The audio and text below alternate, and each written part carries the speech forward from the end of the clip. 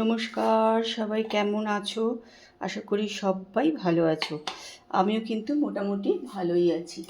ব্লগহলিক সীমাতে সকলকে স্বাগত জানিয়ে আজকের ব্লগ কিন্তু এখান থেকেই শুরু করলাম। তা দেখো, আমি এখানে একটু পোস্ত আর তিল গুঁড়ো করে নিয়েছি, কিন্তু জল দিইনি, জানো তো, একদম শুকনো করে করেছি এটা। কেন পোস্তর বড়া করলে না, তো জল দিয়ে করলে দেখবে কিরম একটা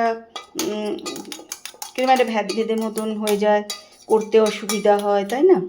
সেই জন্য আমি এটা তিল দিয়ে আর পোস্তটাকে শুকনো করে একদম করে নিয়েছি। দেখো, কারণ এর ভিতরে পেঁয়াজ দেবো না,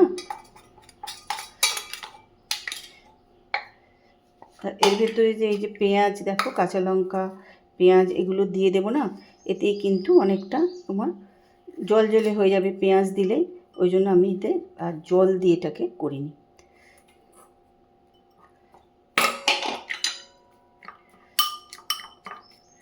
একটু পেঁয়াজ দিয়ে যদি মেখে রেখে দেওয়া যায়, আর পোস্ত না একদম সেই মিহি যেটা হয় সেটাও করিনি। আর এটা পেঁয়াজ নুন এসব দিলেই না এটা কিন্তু হয়ে যাবে। আমি এর মধ্যে আবার একটু বেসনও দিয়ে দেবো, তাহলে একটুখানি বেশ করতেও সুবিধা হবে, আর টাইট হয়ে লেগে থাকবে, ঝরঝর হয়ে পড়েও যাবে না। আর যদি তুমি পেঁয়াজ পোস্ত করো তাহলে কিন্তু এরম করে মেখে ভেজে নিলেই হয়ে যাবে। আর গরমে জানো তো মনে হচ্ছে একটুখানি পোস্ত বাটা খাই, পাতলা ডাল, এইসব কাঁচা পোস্ত এসব খেতেই কিন্তু বেশ ভালো লাগে না? আমার তো তাই লাগে।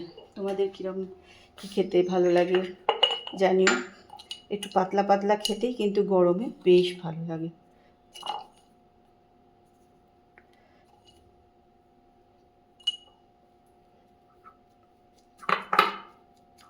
এটা করে একটু রেখে দিলেই কিন্তু দেখবে বেশ মানে জল জল মতন হয়ে যাবে, মাখতে সুবিধা হবে তোমার। আমি এর মধ্যে একটু বেসন এবার দেবো, দিয়ে তারপরে করবো।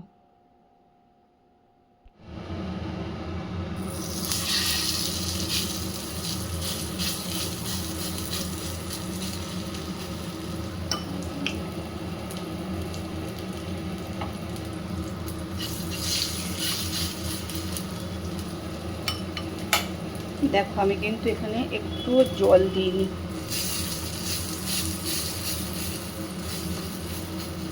ঠিক আছে, একদম সুন্দর হয়ে গেছে। তোমরাও এরকম করে নেবে, তাই দেখবে করতে অনেক সুবিধা হয়। তো চান করে চলে এসেছি, কিন্তু চান করে এসেও শান্তি নেই। মানে ঘরে ঢোকা মাত্র তোমার ঘাম হতে শুরু করে দেয়। এই গরমে ওপরে যে কি কষ্ট, বাপরে বাপ! যারাই ওপরে থাকে তাদেরই নাজেহাল অবস্থা। মানে যাদের ওপরে ছাদের শেড আছে তো ঠিক আছে, আর যাদের নেই, এখন যাব ওপরে পুজো করতে। ওপরে পুজো করতে যাব ভাবলে আরও কষ্ট হয়ে যায়, তখন তো করতেই হবে। চলো, আজকে যে কি গরম, বাপরে বাপ! মানে এসিতে দুপুরবেলায় ছিলাম, তারপরে বাইরে এসে এখানে বসেছি, মনে হচ্ছে শরীরটা পুরো জ্বলে যাচ্ছে। এখন 6টা 4 মতন বাজে, মানে অস্বাভাবিক গরম লাগছে, কি কষ্ট হচ্ছে, শরীর জ্বালা করছে। সবসময় না মাথা ধরে আছে মনে হচ্ছে, না বিশাল কষ্ট। দোতলার উপরে যারা থাকে না, তাদের যে কি কষ্ট বলার না। কিন্তু এই যে চা, গরম শীত বর্ষা যাই হোক, চাটা খেতেই হয়, ভাল লাগছে না। Good evening. হলো রিহার্সালে যাওয়ার জন্য তো তৈরি হয়ে নিয়েছি। আর আজকে তো আমাদের তবলচি আসবে, আর যেদিন তবলচি আসে না সেদিনকে কিন্তু রিহার্সালটা ভীষণ ভীষণ ভালো হয় আর কি, বেশ ভাল লাগে করতে, সবাই খুব আনন্দ করে সেদিন রিহার্সাল দেয়। আর যাই হোক, রেডি হয়ে নিয়েছি, এবার যাব।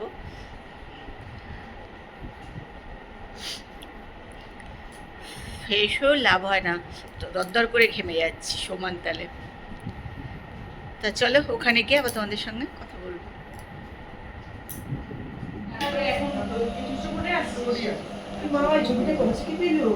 কার ছবি রে?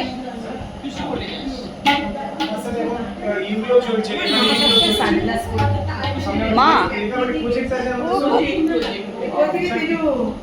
পেয়েছে আমার দাদা মাঝে মাঝে পুরনো কেক ছবি ওর ছবি পাঠিয়ে দেয়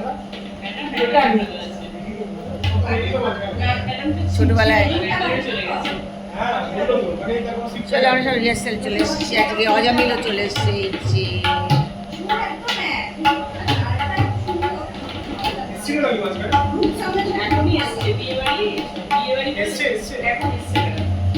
কার বিয়ে রে? ও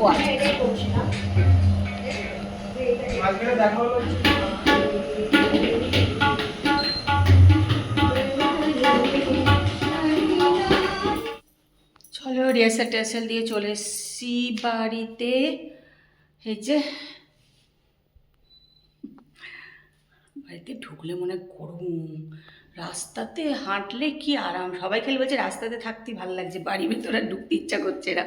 যাদের একতলা বাড়ি তাদেরও গরম, যাদের দোতলায় পরে থাকছি গরম। মানে যারা দোতলা বাড়ি একতলায় আছে তাদের আরাম। যাই হোক চলো এসে গেছি, এবার সব দরজা টরজা খুলে ভেতরে যাই। বাড়ি এসে হাত মুখ ধুয়ে যাওয়ার আগে আমি একদম পুরো গা ধুয়ে টুয়ে গিয়েছিলাম, এসে আবার একটু ফ্রেশ হয়ে বসলাম। রাত্রিবেলা খাওয়া দাওয়ার গরম করব। আজকে আর ভাত খাবো না, আজকে রুটি খেয়ে নেবো। সত্যি রাস্তাতেই আরাম, জানো তো, ঘরে ঢুকলেই গরম।